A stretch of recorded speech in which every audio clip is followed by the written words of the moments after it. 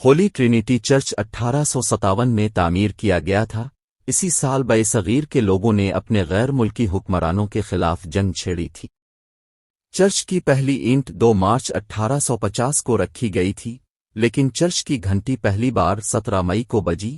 7 سال بعد برطانوی فوج کی شمالی کمان میں فوج اور سول انتظامیہ کے اہلکاروں کے لیے چرچ کی خدمات کے باقاعدہ آغاز کا اشارہ دینے کے لیے مرکزی نماز گاہ میں ایک وقت میں 400 سے زائد افراد کے بیٹھنے کی گنجائش ہے۔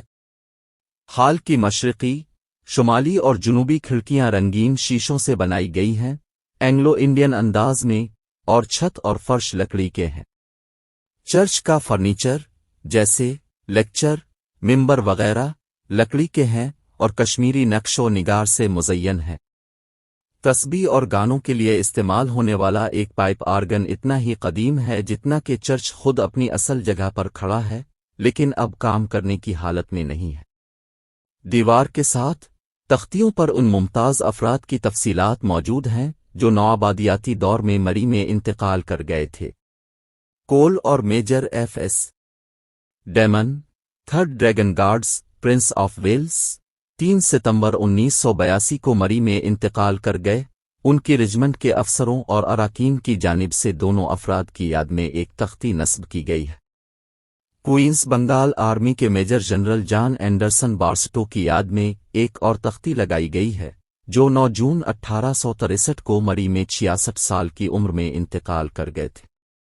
مرکزی ہال میں ایک سفید ماربل بپتسما والا فونٹ بھی کھڑا ہے، جسے استعمال کیا جاتا ہے بچوں کو بپتسما دینا۔ یہ ایک فوجی اہلکار کی یاد میں نصب کیا گیا تھا جو 11 اپریل 1890 کو بلوچستان میں مورچہ چوکی پر 26 سال کی عمر میں مر گیا تھا۔ گزشتہ 161 سالوں سے چرچ نے علاقے کے بچوں کے لیے بپتسما کی خدمات فراہم کی ہیں۔ بہت سے انگریزوں نے 1947 تک اس چرچ میں بپتسما لیا۔ ریورنڈ نعیم شاکر، پادری انچارج چرچ کے بپتسما لینے والوں میں مری میں پیدا ہونے والے جنرل ریجنلڈ ایڈورڈ ہیری ڈائر بھی تھے، جو امرتسر کے جلیانوالہ باغ میں اپنی فوجی کارروائی کے لیے مشہور تھے۔ شاکر نے کہا کہ ان لوگوں کی یاد میں کھڑکیاں دیگر اشیاء عطیہ کرنے کی روایت ہے جنہوں نے اپنے شعبوں میں اہم کردار ادا کیا ہے۔ انہوں نے پیتل کے ایک بائبل سٹینڈ اور ایک خطبہ کی پوسٹ کی بھی نشاندہی کی، جو سینئر برطانوی فوجی افسران کی یاد میں نصب کیے گئے تھے۔ چرچ انچارج کہا کہ چرچ کی عمارت دی مال کی پہلی عمارتوں میں سے ایک تھی، اور دوسری عمارتیں ارد گرد بنی ہوئی تھیں۔ یہ اصل میں سرخ اینٹوں کی عمارت تھی، لیکن بعد میں اسے سرمئی اینٹوں میں بحال کر دیا گیا۔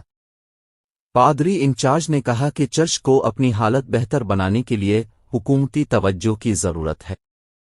ہولی ٹرینیٹی چرچ مری کا مرکزی چرچ ہے، انہوں نے کہا، اور اس کی مناسب بحالی کی ضرورت ہے۔ دی مال پر کانونٹ اور کمبائنڈ ملٹری ہسپتال۔ اگرچہ چرچ کو تحفظ کے کام کی ضرورت ہے، لیکن لکڑی کا فرش اور چھت اچھی حالت میں ہے، اور مرکزی عبادت گاہ میں ایک وقت میں 300 سے زیادہ افراد بیٹھ سکتے ہیں۔